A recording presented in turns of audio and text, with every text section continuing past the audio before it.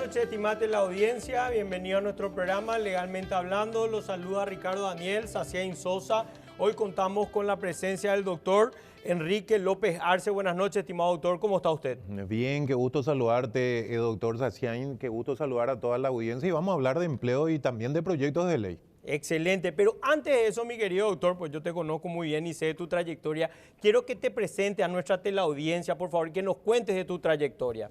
Bueno, yo me dedico hace un poco más de 15 años a todo lo que es el mundo del empleo, ¿verdad? Estuve un poco más de 6 años a cargo de todo el empleo del Paraguay, estuve en la función pública, vengo del sector privado, esa fue mi pasada por el sector público. Hoy soy director de empleo de un partido ¿verdad? Del partido de gobierno. Sí, de la ANR. Exactamente. Con toda confianza. De la ANR. Mi formación, soy licenciado en administración, tengo una maestría en gobierno, medalla de oro, doctor en ciencias de la educación y sobre todo un servidor con ganas de ayudar a la gente, ¿verdad? Nos levantamos temprano, nos acostamos tarde y conocemos un poco el mercado laboral. Todas las semanas hacemos las famosas ferias de empleo donde ayudamos a todos desde la ANR, lo dijiste bien, y buscamos sobre todo también influir positivamente, contribuir con nuestro granito de arena a este trabajo que está haciendo el gobierno nacional. Totalmente. Mi querido doctor, yo te extendí una invitación hoy para hablar de dos temas que realmente no solamente no estoy comprendiendo a cabalidad, sino que quiero entender intrínsecamente a qué se refieren. Uno sería la ley de seguro de desempleo y el otro el proyecto de reducción de 40 horas laborales. Pero empecemos, doctor, por la ley de seguro de desempleo. ¿Qué establece este proyecto? Bueno, en primer lugar decir de que esto que voy a comentar es un parecer mío, ¿verdad? Claro, no particular, por supuesto, no es vinculante con quien sea el autor del proyecto, pero siempre hay que dar luz a las cosas, mi querido doctor, y es un país libre, por lo tanto podemos opinar. Bueno, y lo primero es decir de que esto surge en época de pandemia, para que la gente entienda, hay cerca de 8 proyectos de ley. Claro, ¿cuál fue el origen? ¿Qué motivó esto? Así mismo, la gente miró hacia afuera y dijo, bueno, yo quiero, esto no hay en mi país, lo quiero. Pero siempre hay que tener miedo en los enlatados, porque hay veces que nosotros tenemos buenas intenciones, vemos que funciona en otro país, pero cuando traemos el enlatado vemos que tal vez no era lo adecuado o no era el momento adecuado. Cada país tiene su idiosincrasia. Cada país tiene su momento. Yo lo comparo con darle a tu hijo o a tu hija las llaves del vehículo antes de tiempo, ¿verdad? Vos con buena intención le das las llaves, pero si no está preparada, a lo mejor hay un siniestro. Entonces, por algo están los tiempos, los plazos, ¿verdad? Y esta ley de seguro de desempleo, vamos a decir primero, vamos a dejar que cada espectador llegue a tomar su decisión, pero esto funciona en 20% de los 195 países que hay en el mundo. En el 90% de los países funciona algo que tiene el Paraguay en la ley 213, que es el artículo 91. El artículo 91 del Código Laboral, ley 213, establece específicamente algo que se llama preaviso de indemnización cuando hay un despido sin justa causa. Sí. Entonces es una especie de bolsa que te sirve para aguantar los 2-3 meses o un poco más. Mientras vos buscas un empleo. Entonces cuando la empresa te despide sin causa, está obligado a darte eso. Si vos renunciás, no hay bolsa. Si te despiden con justa causa, tampoco hay bolsa. Entonces eso tiene el Paraguay. Esta ley del seguro de desempleo, por un lado, pinta bien, ¿verdad? Suena bien. ¿Y quién no querría? Todos queremos tener algo si es que nos quedamos desempleados. Pero cuando te dicen y cuando uno empieza a mirar las famosas letras pequeñas, Doc, lo que hay que entender es, lo primero que hay que mirar es de dónde sale esa bolsa. Claro. Si tomás café, alguien paga el café, ¿verdad? Totalmente. ¿Cuál es el impacto fiscal? ¿De dónde vienen los fondos? Mismo, ¿de dónde vienen los fondos? Y ahí a la gente tiene que entender que por un lado esta bolsa, los fondos vienen de aumentar el descuento que te hacen para IPS. Eso significa que vas a cobrar menos a fin de mes. Y hay que tener cuidado sobre esto porque en este momento, y fíjate bien, nosotros tenemos 20.000 paraguayos que trabajan, por ejemplo, en plataformas virtuales. ¿Qué significa? Que dicen de los 20.000, 7.000 su principal fuente de ingreso, 13.000 dice no me alcanza o quiero ganar más, que es lícito también. Claro. Y hacen BOL, hacen MUP, hacen Uber, hacen Shi y otras plataformas. Entonces, hay que mirar si es que efectivamente eso que le vas a descontar va a generar o no perjuicio, ¿verdad? Y si le descontas más, la gente en casa sabe si le sobra o no le sobra. Disculpa mi ignorancia, mi querido doctor, pero en este momento, a esas plataformas y a eso, porque tengo entendido como que son trabajadores independientes, ¿se le descuenta algo a los trabajadores, por ejemplo, de Move? Sí, hay una comisión, pero lo que quería explicar con esto, citando el ejemplo, es que hay mucha gente que no le alcanza recibiendo luego ya ese ingreso. Claro, y entonces, hay que sacarle un poco más. Vamos a sacarle un 1% más. 1% Hoy, digamos, el trabajador aporta al IPS el 9% y se le subiría un 1%. 10%. El 10%. ¿Y el empresario o empleador 16,5% y se le subiría un 1%. O sea, 2% en total para poder sustentar de la este bolsa, proyecto. exactamente. Y ahí viene la otra pregunta. No hay ningún análisis de estrés, no hay ningún... Porque cuando nos va bien todos somos felices, pero ¿qué pasa si hay algún tipo de golpe económico que nos pasó en la pandemia? Ahora nos estamos recuperando de eso, ¿verdad? Por primera vez, y hay que decirlo, los números de desempleo que teníamos en el 2018, ahora lo tenemos. En el 2018 teníamos un crecimiento del 4,8 y una tasa de desempleo del 5,6. Bueno, en este primer trimestre tenemos una tasa del 5,6. Entonces, números similares. Imagínate, en el 2025 nos recuperamos de algo que pasó 2020, 2021. Claro, realmente trajo una consecuencia muy grave. La pandemia fue terrible para muchas empresas. El tema es, si tu bolsa no es suficiente, y dice el proyecto de ley, porque estamos hablando del que se presentó principalmente en diputados, ¿verdad? Dice el proyecto de ley, podrán pedir todos aquellos que tienen desde un año de aporte en IPS. Y bueno, y cuando analizamos quién tiene ese un año de aporte en IPS, el 70% tiene. Entonces, 770.000 personas en IPS y bueno, el 70% tiene. Entonces, cuidado que podrían pedir mucha gente. Las 500.000 personas de... Dios no quiera, nunca, ¿verdad? Hoy nuestro desempleo está, digamos, en 160.000 personas más o menos, nuestra subocupación 90, no queremos, pero hay que trabajar con escenarios. Claro. Entonces, si piden más, ¿verdad? Y no alcanza la bolsa, ¿qué hacemos? Le sacamos más IPS que ya está golpeado, aumentamos el descuento. Entonces, ese análisis no se hizo, cuidado. Ese proyecto de factibilidad económica es importantísimo para que todo proyecto pueda subsistir. Calce, para que todo calce. Sí. Y hay que hacer análisis de situaciones.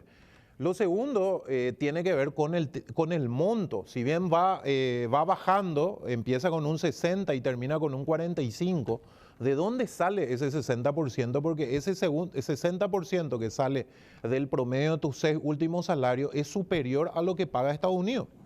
Entonces, es superior a lo que paga Canadá, es superior a lo que paga Nueva Zelanda. Y está más o menos en el nivel de Finlandia. Entonces, ¿somos igual que Finlandia? ¿Estamos mejor que Estados Unidos? Y la respuesta es claro que no. Nosotros somos un país en desarrollo. No estamos todavía desarrollados. Entonces, si bien va bajando, ¿por qué empezamos tan alto? Lo tercero es muy riesgoso. Acuérdate lo que nos pasó, doctor, en Putubó. ¿Verdad? ¿Qué pasó en el Putubó? Y en ese momento Hacienda, hoy Ministerio de Economía, hacía controles, pero aún así los avivados dijeron voy a cobrar, hubo cobro doble, hubo gente que no cobró y que no debía. Entonces, muy riesgoso es hacer este tipo de subsidios.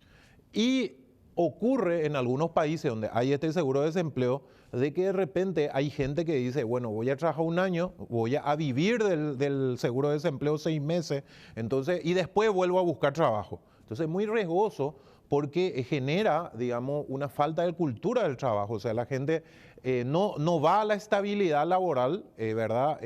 Desincentiva la estabilidad laboral y por otro lado, digamos, genera una situación que no queremos. Nosotros no queremos, ahí en nuestro país vecino nomás, hay muchos empresarios, y esto es público porque hay un montón de artículos, ¿verdad? Yo que sigo todas las redes de recursos humanos, ¿verdad? Mucha gente que dice, yo saco una vacancia y la gente ya no quiere venir porque dice, no, yo voy a vivir del subsidio nomás. Entonces, cuidado, porque es la cultura del trabajo lo que nos tiene que sacar adelante. Estamos fomentando el no trabajar. Eso yo siempre digo que es muy peligroso porque tenemos lastimosamente un país vecino que cayó en eso y quebraron la cultura del trabajo, porque tener que trabajar tiene que ser algo que esté en la persona, el querer trabajar, el querer hacer algo con su tiempo, el querer mejorar su nivel de vida, sobresalir, crecer. Ayudar a la familia. Ayudar a la familia. La vidriera para mejorar, buscar ascender, o sea, todo eso. Entonces, cuidado, digamos, todo eso tiene que ver con este seguro. Va a llegar nuestro momento, cuando estemos más industrializados, cuando la informalidad no esté tan alta, va a llegar un momento en el cual, digamos, vamos a tener sin falta nuestro seguro, pero tal vez este no es el momento más adecuado. Después tenemos otro proyecto de ley, Doc. Una preguntita antes de pasar al otro. ¿Sector público está excluido de este proyecto de ley porque es financiado o sería financiado, si es aprobado, con fondos del IPS, del obrero y del patronal? Así mismo. O sea, que está patronal. Totalmente exento el sector público. Así mismo. Perfecto, mi querido doctor. Ahora nos vamos a algo que es un poco más polémico, que es la reducción a 40 horas semanales. ¿Cuál es el objetivo central, según tu perspectiva, doctor, de esta reducción? Bueno, lo importante es entender también, ¿verdad? Así como hicimos y dijimos que ¿cuántos países en el mundo?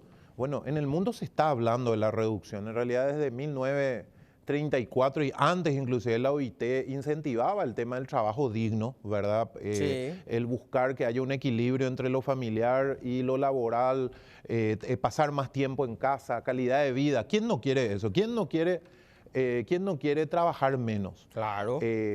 Lo que hay que entender es que hay momentos en los cuales, digamos, momentos en la historia de un país donde se puede dar y momentos en los cuales tal vez no sea, el país no está muy desarrollado. En realidad, cuando decimos disminuir las horas y pagar igual, fíjate que nosotros tenemos 600.000 personas trabajando en empresas de 2 a 5 trabajadores y esas microempresas, cuando le decís, va a tener que pagarle igual y va a trabajar menos horas y la microempresa te va a decir, pero yo quiero seguir abriendo.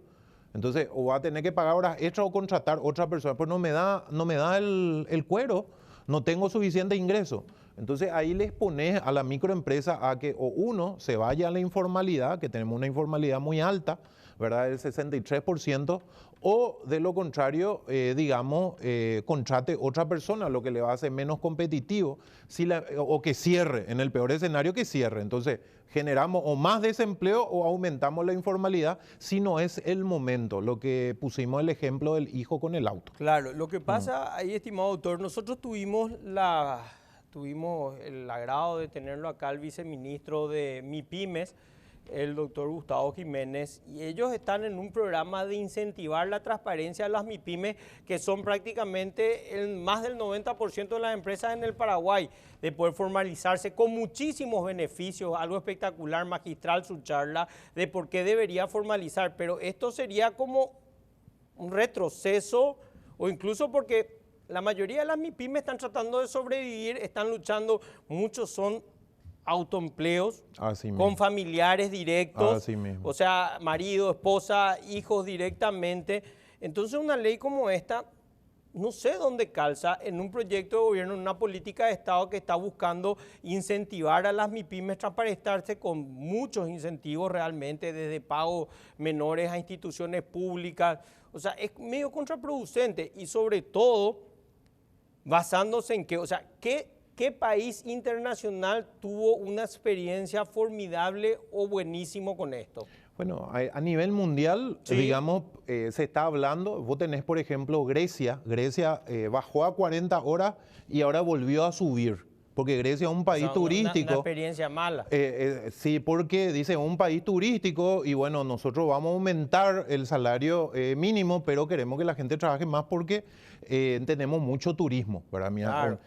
Vamos a analizar los 12 países, ¿verdad? Hay por ejemplo, el 67% de los países de la OCDE, que es Europa, ¿verdad? La OCDE está en Europa, el 67% sí tiene una reducción de las horas de trabajo, ¿verdad? Pero Europa está en otro momento. Miremos los 12 países de América del Sur. Bueno, en la mayoría, o sea, predomina 48 horas. Entonces, ¿en dónde tenemos 48 horas? Y tenemos en la Argentina, tenemos en Uruguay, tenemos en Bolivia, tenemos en Perú y tenemos en Paraguay, en 5 países. 44% con, 48 horas. ¿Y qué pasa con el Brasil para tener ya todos los países del Mercosur? Y el Brasil tiene 44 horas, ¿verdad? Bajó a 44 horas. ¿Y 40 horas quiénes tienen? Y bueno, tiene Guayana, tiene Surinam, tiene Venezuela y tiene Ecuador. Tal vez Ecuador es el único. ¿En qué países están en reducción? Y bueno, Colombia en este momento está en reducción, ¿verdad? Está con 44 horas semanales y va a bajar, en realidad en julio de este año baja a 44 horas, está con 46 horas y en julio de este año baja a 44 y el próximo año baja a 42. Va a llegar Colombia a 42 horas. Chile, y este caso es muy interesante, porque Chile empezó a hablar de esto en el 2011. El primer proyecto de ley sale en el 2017. La ley de reducción de horas se aprueba en el 2021. Fíjate que hay casi 10 años. Sí. Empieza todo con una campaña del gobierno generando el sello de empresas que trabajarían 40 horas. Entonces empieza con una inducción, empieza a hablarle a la economía. Chile está en otro modelo económico luego. Y empezaron ellos, ¿verdad? De las 48 bajaron a 46, bajaron a 44, van a bajar a 42 y en el 2026 van a bajar a 40, abril del 2026 a 42 y en abril del 2028 van a bajar a 40. O sea, dentro de 3 años van a reducir a 40 horas. Y ahí vos tenés ya los 12 países de América del Sur. Entonces, en la mayoría se está hablando en forma relativa, pero así como está nuestra informalidad, por lo que explicamos de las microempresas, cuando vos hablas, si bien el proyecto de ley menciona una graduación, todavía no es el momento. Y fíjate que es interesante debatirlo, pero no es el momento tanto así que un solo senador es el que firma, ¿verdad? No hay otros senadores que firmen, ¿verdad? O sea, y ya el líder de bancada, por ejemplo, de varios partidos dijeron nosotros nos vamos a apoyar. Entonces, hablarlo está bien, yo creo que hay buena intención, pero no es el momento. Va a llegar el momento cuando estemos más industrializados. Y lo que hay que pensar también es que hay sectores que hoy sí ya hicieron por motus propios la reducción. El caso bancario, ¿verdad? Claro. Hay varios bancos que trabajan lo menos y que otra vez le dice al ejecutivo comercial, bueno, cuando vos llegues a tu objetivo de la semana, si querés podés venir viernes o no. Claro, pues la mayoría de los bancos no abren los sábados, No, entonces no ya abren. de manera natural se va... Se va decantando. Claro, pero en este caso, doctor, como vos bien lo dijiste, ¿cuál es el estudio o la prefactibilidad o la factibilidad financiera de la reducción de esto? Tanto en las MIPYMES, pues podemos hablar de las MIPYMES, pero también tenemos grandes industrias en el país, que ¿cómo les afectaría esta reducción en su producción industrial? ¿Qué impacto económico hay? O sea, alguien se puso a mirar, bueno, listo, nosotros podemos hacer este proyecto y de aprobarse, el impacto económico sería este. ¿Existe eso? ¿O alguien agarró un lápiz Se miró más hacia afuera, ¿verdad? Se vio el impacto, calidad de vida, más hacia afuera. En realidad no hay un estudio. Yo te diré que hoy tenemos varias industrias que trabajan 24 horas. Entonces, al trabajar 24 horas... hacen varios turnos. Vas a hacer varios... Y vas a tener que agregar otro turno. O sea, significa meter más gente, pero significa también tener más erogación. Claro, pues eso va a incentivar a... No quiero decir muchas, ¿verdad? Pero más de un industrial va a decir, no, me voy a lo informal. O cierro. Así con esta ley, porque hay muchas empresas que vinieron a Paraguay justamente por beneficios y fiscales y laborales, sobre mismo. todo otra vez buscando esa estabilidad laboral en el sentido... Que las reglas estén claras. Claro, que estén claras. Entonces, lo que queremos decir, bueno, es interesante, pero este no es el momento y algo con buena intención puede generar más perjuicio, ¿verdad? Nosotros queremos más calidad de vida, claro que queremos. ¿Vos querés trabajar más tiempo, Enrique? No, yo también quiero pasar más tiempo con mi familia, pero cuando empezamos a bucear en profundidad, como dice el doctor, empezamos a descubrir que en realidad con esta buena intención vamos a generar más problemas. Fíjate que Tabela, presidente de la Federación de MIPYME, dice, no, esto no va a golpear. ¿verdad? La gente o sea, de el los comercios. de ¿Sí? la asociación que lleva más del 90% de las empresas en el país ya está avisorando de que eso les va a afectar No, y económicamente. les va a golpear. Entonces, lo que decimos es, hablemos todo lo que querramos, miremos si hay sectores, porque hay sectores con los que se empezó en Chile, que es interesante mirar el piloto de la región y que podríamos empezar, pero no tanto con una ley que ya iguale a todos. Entonces podemos empezar con una ley sectorial, empezar a mirar, o sea, igual que hizo Chile, lancemos un sello, como se lanzó. Pero la idea es, digamos, no hacerlo en este momento porque va a generar más perjuicio que beneficio. Porque ahí volvemos a lo mismo, entre las políticas de Estado que están dinamizando nuestra economía, como la ley de maquila que anda por excelencia, tenemos muchísimas industrias de maquila en el país, que vos le pones algo como esto de por ahí, bajan la llave, pagan la luz y nos vamos a otro país. Hay muchos países que ofrecen incentivos, no somos el único. No, así mismo, México, Perú, hay mucho, entonces cuidado con eso, ¿verdad? Que donde parece buena la intención, pero traemos un enlatado y no hicimos el análisis que menciona bien el doctor para ver si es factible en este momento del Paraguay. Y sobre todo, doctor, yo creo que deberíamos mirar en la parte de competitividad de nuestros productos que exportamos, cómo va a afectar esos nuestros costos para ver si seguimos siendo competentes para la exportación de estos productos. O sea, hay un sinfín de factores numéricos que evidentemente que van a impactar. Que van a impactar, que debería ser estudiado, mismo, analizado minuciosamente. Paraguay es un país ya sin litoral marítimo, empezamos a jugar el partido y ya perdemos 1-0, cuando los otros países tienen salida al mar, nosotros tenemos un sobrecosto por no tener litoral marítimo. Exactamente, el flete. Ricardo, yo te agradezco demasiado el tiempo, ¿verdad? Estamos a las órdenes para siguientes análisis sobre esto que nos interesa a todos, que es el empleo. Muchísimas gracias, estimado doctor. Debemos ir a la pausa, ya volvemos.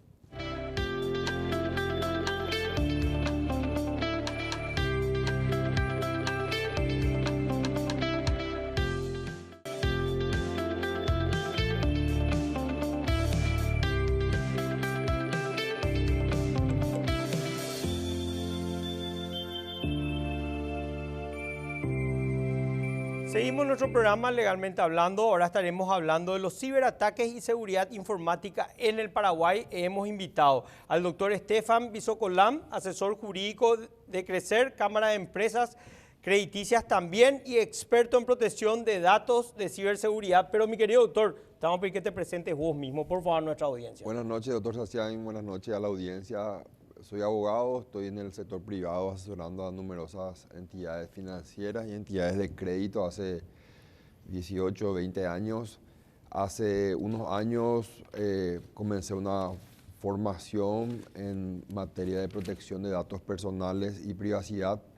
Obtuve recientemente una certificación internacional de la Asociación Latinoamericana de Privacidad en protección de datos y privacidad. Y también tengo una formación en la Universidad Torcuato Di Tella de Buenos Aires sobre todo lo que tenga que ver con el derecho tecnológico y la innovación que está penetrando en nuestro rubro, doctor, del derecho. Y soy un preocupado y una persona que está buscando instalar este tema de debate en nuestra sociedad que tiene que ver con el manejo de los datos.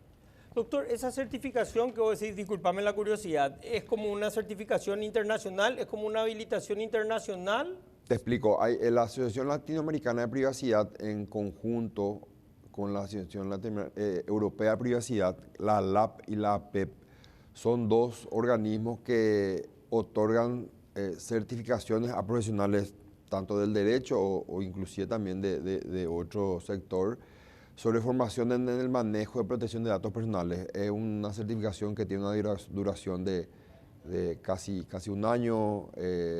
Se cursa 100% online, con la opción de que sea presencial también. Fuimos 20 los cursantes.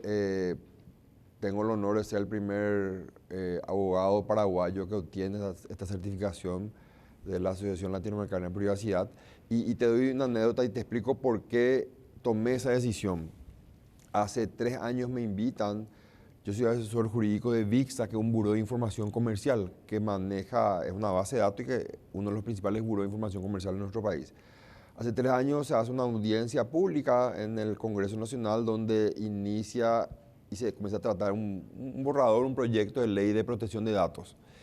Me voy a la reunión, estábamos 10, 12 personas, entre senadores, diputados, algunos técnicos, y la verdad, doctor Saciani, me sentí un poco perdido en esa reunión y sentí que el 99% de los presentes estábamos analizando un proyecto de ley del que no teníamos el mínimo conocimiento de cómo encararlo. Esto fue hace 3 años aproximadamente. Noté un grupo de personas que representaban a una fundación, a una ONG europea, que estaban insistentemente pretendiendo instalar, traigamos y hagamos una copia exacta del Reglamento General de Protección de Datos de la Unión Europea. Y me preocupó esa insistencia en traer una regulación. Un enlatado no funciona. Un enlatado y adecuarla a la realidad paraguaya. Y comencé a notar que eventualmente algunos parlamentarios decían, ok, bueno, y tratemos ya en plenaria, ¿verdad? Gracias a Dios hubo una cordura en ese momento, no se trató y se estancó ese tema. Y la verdad que en un momento dado me pidieron muchas opiniones y, a ver, opiné sobre cuestiones constitucionales, cuestiones de habeas data, pero sí me sentí un poco huérfano en materia de cómo opinar sobre el tratamiento de datos personales, que es algo muy amplio. Y ahí comencé a investigar, comencé a capacitarme, me inscribí una diplomatura como decía, en la Universidad Torcuato Di Tella de Buenos Aires. De la Universidad Torcuato Di Tella de Buenos Aires me sugirieron que al haber aprobado la diplomatura se seleccionaban a 20 personas que podían hacer una certificación internacional. Me inscribí, bueno, vengo formándome ya hace 2 años en esto para tratar de hablar con un poco más de propiedad en este tema que es bastante amplio y bastante profundo, ¿verdad? No, claro, pero las cosas buenas hay que decir, es un certificado internacional de mucho peso. Por lo tanto, es importante destacar. También contamos con la presencia del ingeniero Pedro Yambay, director titular de la Cámara de Software del Paraguay. Buenas noches, estimado ingeniero, ¿cómo está? Buenas noches, doctor. Bueno, estamos aquí en poca disposición. Nosotros venimos trabajando en el sector tecnológico. Tengo una compañía que tiene 26 años desarrollando software. ¿Qué compañía es, Inge? Inventiva. Inventiva. Es una compañía de desarrollo de software. Trabajamos para el Estado. Tenemos varios proyectos con el Estado. Trabajamos con el sector privado. Tenemos unos 1.600 clientes en el sector privado. De hecho, más fuerte. Tenemos más o menos unos 18 países en donde tenemos presencia, digamos, habiendo hecho proyectos con esos países. Y bueno, en materia de lo que tiene que ver con la ciberseguridad, nos hemos enfrentado bastante a esto. Desde luego, antes de tener la compañía, trabajé en la Presidencia de la República como director de tecnología. ¿Con qué presidente, Inge? Con nuestro presidente, nuestro primer presidente después de la dictadura, Rodríguez. El general Rodríguez, ¿verdad? Era muy joven cuando eso, ¿verdad? Y él decía, tiene que ser alguien muy joven luego porque de informática claro, nadie puede saber, decía. Así que llevamos la primera computadora al Palacio de Gobierno y comenzamos a hacer los primeros proyectos con el presidente Rodríguez en ese entonces. El secretario privado era Loizaga, ¿verdad? En aquel entonces. Con ellos hicimos los primeros proyectos en materia del Estado, ¿verdad? Yo ya venía trabajando en el sector público con bancos, yo trabajé para 2 bancos muy importantes, internacionales, y trabajé también para todo el mundo de las tarjetas de crédito, en donde todo el tema de ciberseguridad es un tema, ¿verdad? Un tema que todo el mundo quiere robarte tu tarjeta y después hacer transacciones, y en los bancos robarte tu clave, robarte las cosas y también hacer. Así que bueno, si experiencias sobre la cuestión que queremos tratar, puedo ayudar un poco a ver cómo se hacen las cosas y qué hay que hacer. Inge, a nivel personal, ya discúlpete la audiencia, pero quiero saber cómo fue llevar la primera computadora al Palacio de López. ¿Qué pasó? La verdad que me intriga. De ellos nace la idea. Yo en ese entonces estaba como director de tecnología de un banco que ya no existe, que es el Banco de Asunción, que era el Santander Central Hispano. Y ellos tenían una cierta afinidad con el general Rodríguez Lardo era dueño también de ese banco y también era el secretario general de la presidencia, así que yo era como uno más ahí del grupo, era muy joven, tenía 24 años, 22, 23 años, ya era licenciado en análisis de sistemas en ese entonces, ¿verdad? Y no, fue una experiencia muy buena porque comenzamos nosotros también a crear lo que necesitaba la presidencia de la República, porque no sabíamos qué necesitan y qué otra presidencia es importantísimo destacar que el puntapié inicial se da entonces con Rodríguez. En donde vamos a ver algo parecido. Y vos, en Argentina no había nada, en Brasil no había nada. ¿Dónde podemos ver algo parecido? No había nada. Así que vamos a crear lo que nosotros creemos que tienen que hacer. Así que fuimos con el área de los decretos, con el área de los recursos humanos internos, con el área de aquello que hacía el presidente en sus agendas y cosas como esa, el poder buscar rápidamente toda la información y bueno, a partir de ahí comenzamos a trabajar durante los 4 años del periodo y estuve 6 meses después con Guasmosi también trabajando en ese entonces. Excelente, Inge. Mi querido doctor, ¿cuál es nuestra situación actual en el Paraguay con respecto a ciberseguridad? Por supuesto que uno puede leer en cualquier diario de plaza de que es caótica la situación, pero me refiero a cuál es la visión desde el punto de vista de qué vamos a hacer de ahora para adelante.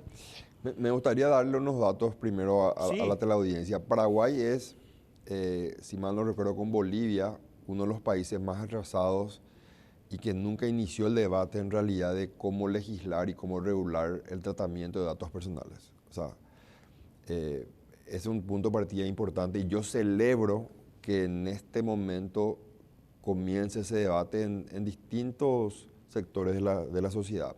Congreso Nacional, sector público, sector privado, y lastimosamente arrancamos este debate serio después de unos ataques de ciberseguridad, ¿verdad? Claro, pero, a consecuencia de, realmente es una acción a consecuencia de. Pero es importante entender que Paraguay hoy en día, si bien existe una ley específica para un sector, que es la ley 6.534 del año 2020, que regula algunos aspectos del manejo de datos en el sector financiero, Paraguay no tiene una ley general de protección de datos.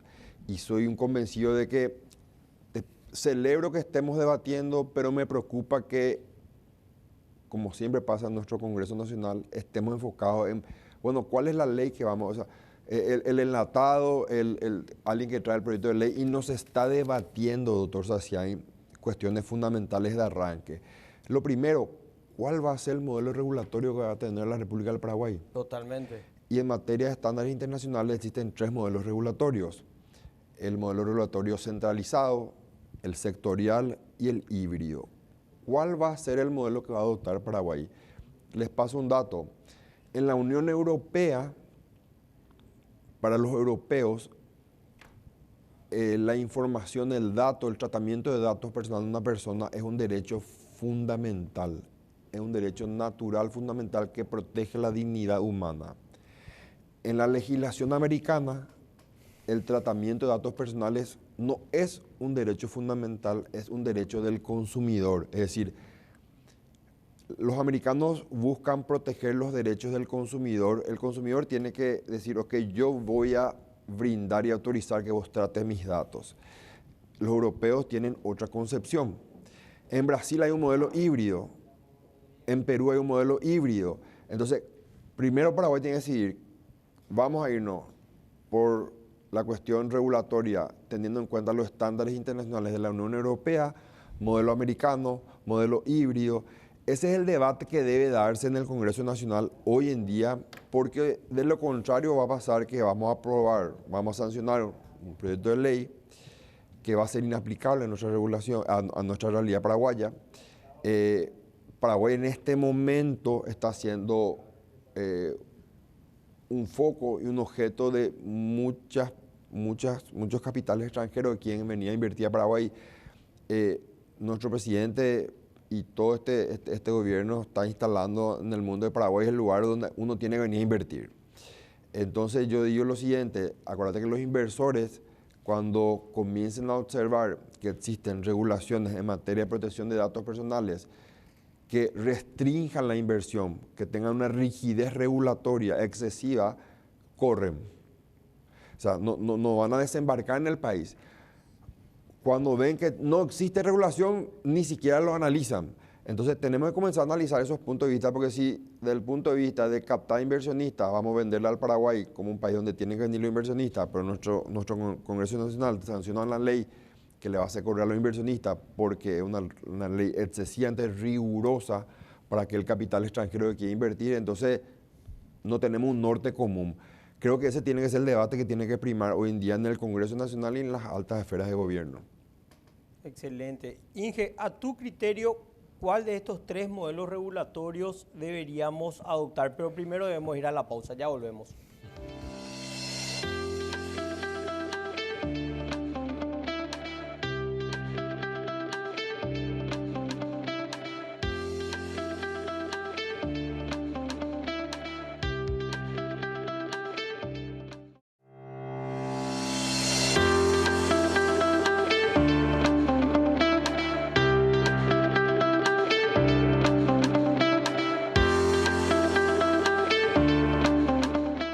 Nuestro programa Legalmente Hablando, estimado ingeniero, ya estábamos debatiendo el tema fuera de cámara, pero ahora volvemos para nuestra teleaudiencia. Entre esos modelos regulatorios, para que sea concordante también con lo que está haciendo el presidente de la República, Santiago Peña, buscando inversiones, estando en otro país, vendiendo nuestra marca país, o sea, tiene que estar armónico a las intenciones o a la política de gobierno que estamos tratando de implementar. Así es, bueno.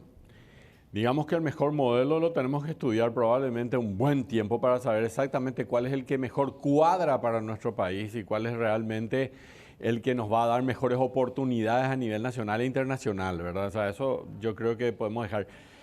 Para eso existe el Ministerio de Tecnología. El Ministerio de Tecnología está haciendo su trabajo, es muy nuevo nada más, ese es el problema. Además, no tiene todos los recursos que necesita porque quizás muchos no le dan mucha importancia a lo que realmente hace el Ministerio de Tecnología y entonces no está teniendo todo el recurso, pero ellos están tomando medidas internamente para tratar de paliar lo más que pueden ellos. La verdad que en capacidad laboral, no humana, no de conocimiento, porque están haciendo lo que tienen que hacer, pero sí en capacidad de cantidad de ataques cibernéticos que estamos teniendo. Y viene de todos lados, ¿verdad? Acá Estefan está hablando un poco del tema cibernético que tiene que ver con el ataque que bueno, va hacia el mundo financiero, los pagarés, todo ese tipo de cosas, ¿verdad?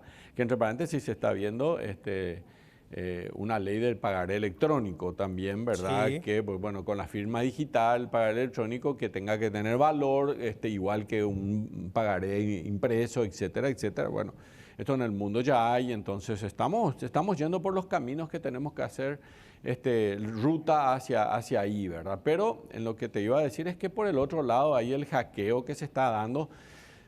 Así como el presidente está yendo a otros países del mundo, él también va tomando posiciones, ¿verdad? De repente, ahora estos hackeos, de repente, China continental, nosotros tomamos posición con Taiwán, entonces China continental comenzó a hackearnos, ¿verdad? Porque justamente tenemos esa posición. De hecho, el año pasado, creo, no sé si fue a principios de este año, encontraron una camioneta, ¿verdad?, de una marca de China continental, muy cerca de la embajada de Taiwán, ¿verdad?, haciendo ciberespionaje, ¿verdad? Entonces, todo este tipo de cosas nos lleva a reforzar nuestra seguridad, porque bueno, si vamos a tomar posiciones, supone que ahora nuestro presidente tomó posición sobre el conflicto de Israel y Palestina, ¿verdad? Al decir estamos pro-Israel, ¿verdad? Lo cual, entre paréntesis, estoy totalmente y absolutamente de acuerdo con él, ¿verdad? Pero al tomar una posición de ese tipo, entonces también tenemos grupos de ataques de ciberatacantes que son del mundo árabe en este momento, que están en contra de estos palestinos que vienen justamente y atacan contra esto y han quitado, desde luego, han robado información que ya el Ministerio de Tecnología dijo que sí. De hecho, entraron en contacto con los ciberatacantes y vieron si es que cuánto estaban ofreciendo, cuánto cuánto dinero querían a cambio de matar esto, y bueno, el Estado de Derecho, nada más para saber de qué se trataba y tratar de tomar contacto para entender quiénes eran los que estaban detrás. Bueno, le hablaron de cerca de $650.000, que no es mucho dinero para este mundo, entre paréntesis, para este mundo donde piden millones de dólares. Pero ese era ante una extorsión. Sí, pero bueno, el tema es que acá, de alguna forma, lo que está pasando con el gobierno son cuestiones de índoles más bien política, de estados, ¿verdad? Que es otro mundo, ¿verdad? Pues está el tema de los pagarés y está el tema de las tarjetas de crédito, en donde hay otro mundo totalmente diferente, en donde se necesitan desde luego profesionales en el área de abogacía, pero también necesitamos profesionales en los policías, por ejemplo, gente que realmente pueda saber manejar la información sobre eso. Tuve experiencia sobre el tema de tarjeta de créditos, donde en Paraguay hubo un robo a una de las compañías de tarjeta de crédito de cerca de $4 millones, pero del lado brasilero fueron más de $12 millones al punto de que quebró una compañía en aquel entonces, y nosotros hicimos con una inteligencia interna. Yo trabajaba en una procesadora de tarjeta de crédito en aquel entonces, a nivel de una inteligencia interna con la policía, porque uno de los policías trabajaba dentro de nuestra compañía y hacíamos la inteligencia con eso. Entonces, vos no podés adelantarle porque alguien puede filtrar información, porque ¿cómo vas a tener a los delincuentes si adelantás la información? Cuando se adelantó la información, ya ellos están moviéndose para no ser detectados, porque muchas veces hay infiltraciones en todas estas fuerzas públicas, ¿verdad? Y sabemos que eso es así, ¿verdad? Claro. Inge, una consulta. Técnicamente, en cuestión de idoneidad técnica, o como pueda hacerlo llamado, ¿el MITIC está preparado para esta situación que estamos viviendo en el Paraguay? Mira, atacaron a más de 15 instituciones públicas. O sea, Sí. Y en MITIC tiene, por decirte, no sé cuántos, pero 2 o 3 personas especialistas en esto, que técnicamente entienden, ¿verdad? Pero ¿cómo pueden hacerle frente a todo esto? Y además de las denuncias, el MITIC no solamente está para las cuestiones del Estado, también están para todo el resto de las cuestiones, ¿verdad? Que tienen que ver con otro tipo de trámites que también el sector público está teniendo, y necesitamos tener seguridad de que los datos que nosotros le entregamos al Estado, como, no sé, nuestra cédula de identidad, nuestra información personal. Todo en el portal del MITIC justamente ofrecía eso, ¿verdad? Exacto. Que vos tengas tu cédula virtual, tu Exacto. registro virtual, tu cosa virtual, que fueron robados. O sea, Totalmente. Y ahí permíteme algo, doctor. Doctor, Perdón por que favor, te adelante. interrumpa, ingeniero.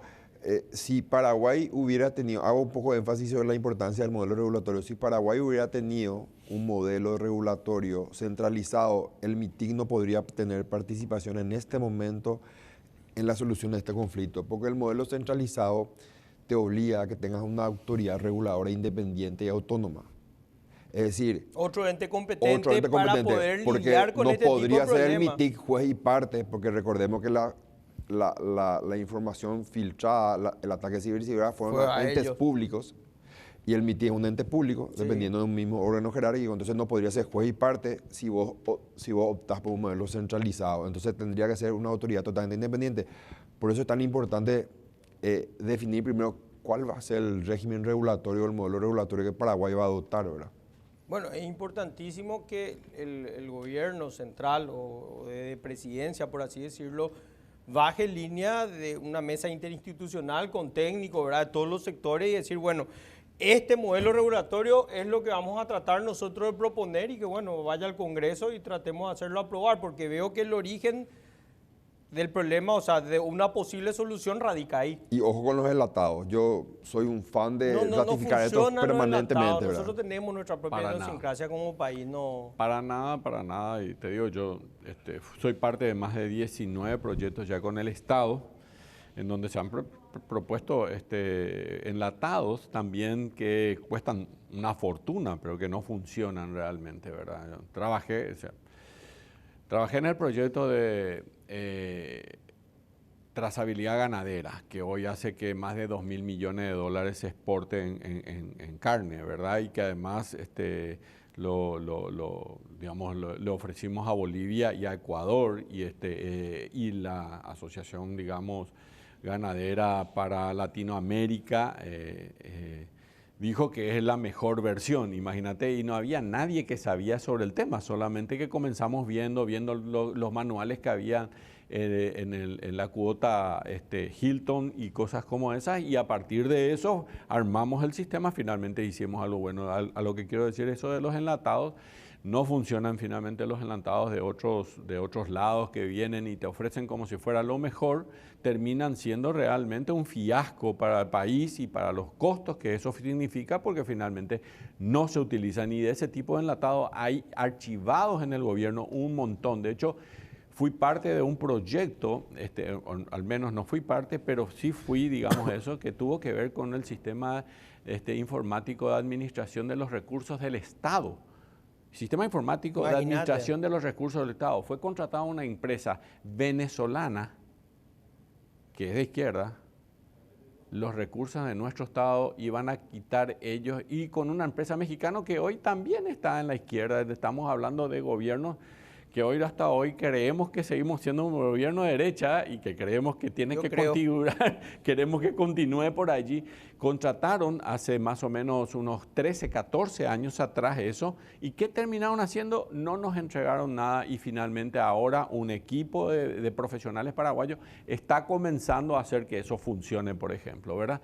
A donde voy nuevamente a tu comentario, los enlatados no funcionan. No, pero aparte tenemos gente idónea, tenemos empresas propias, naturales, muchas, paraguayas, o sea, ¿por qué no utilizarlo? La Cámara tiene no más vamos de a descubrir 72 la empresas, pólvora, ¿sí? no es que vamos a arrancar cuál es el origen de la pólvora, sino que simplemente adaptar ese conocimiento de lo que funcionó a lo que es nuestro, con nuestra empresa, con nuestros técnicos, 100% paraguayos. O sea, hay que consumir lo que producimos, totalmente, creo yo. Y creer en el paraguayo, creer que somos buenos para es que este tipo de cosas. Somos buenos en varias cosas, por favor, somos buenísimos. Muchas cosas que mucha gente ni está enterada, y que a veces los medios de prensa son los que nos ayudan un poquitito a exteriorizar lo que hacemos.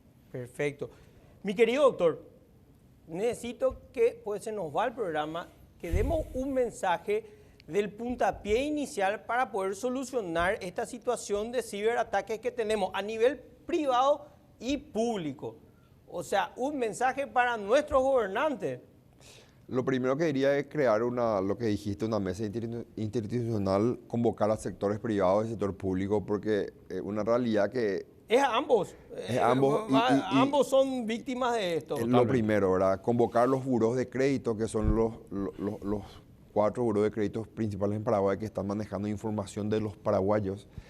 Convocar al referente de la Central del Riesgo Blanco Central, convocar MITIC, sector público, sector privado, bueno, la Cámara de Software, y generar una mesa de trabajo es la primera recomendación. La segunda, definir el modelo regulatorio. Y la tercera, apurarse. Apurarse porque el mundo, y voy a dar un dato rápido, ejemplo. Nosotros estamos discutiendo cuál va a ser el modelo regulatorio de la ley que probablemente va a salir si tenemos suerte en este gobierno, capaz que salga en el otro gobierno. Fíjate, estamos discutiendo. En Argentina se está discutiendo ahora una cuestión que su modelo, su ley no está regulando, y están analizando por ello modificarla.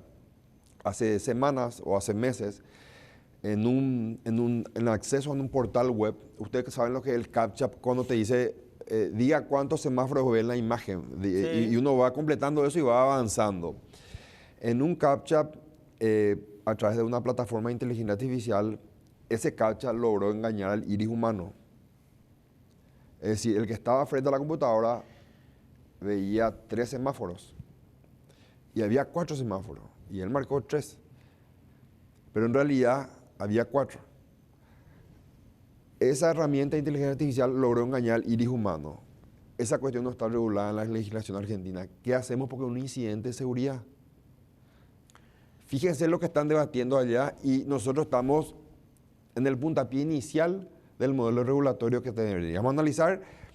Estamos muy atrasados como siempre. A mí me preocupa eso. No, sobre todo estamos reaccionando, no pudimos prever, estamos reaccionando ante una situación caótica de ciberseguridad en el sector público y el privado. Así mismo, así mismo. Bueno, estimado gobernante, presidente, vicepresidente, presidente del Congreso, no sé quién más, por favor, hagamos algo. Ingeniero, doctor, muchas gracias por haber compartido con nosotros. Estimada la audiencia, nos vemos el próximo domingo a las 21 horas.